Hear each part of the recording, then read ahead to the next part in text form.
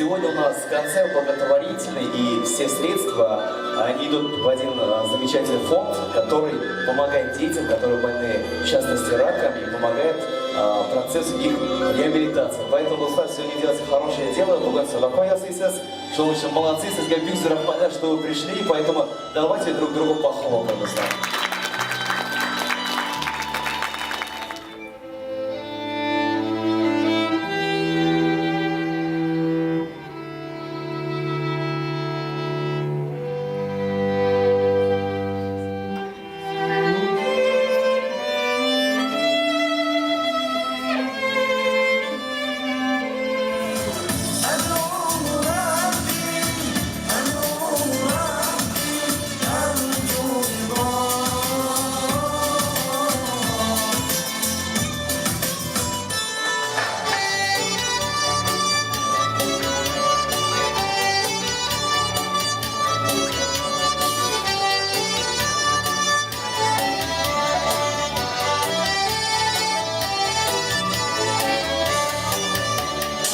Yerdeminden ayırmasın, rahmetine bağırmasın, maylı şiller bakmasın, varlık Allah sağlasın.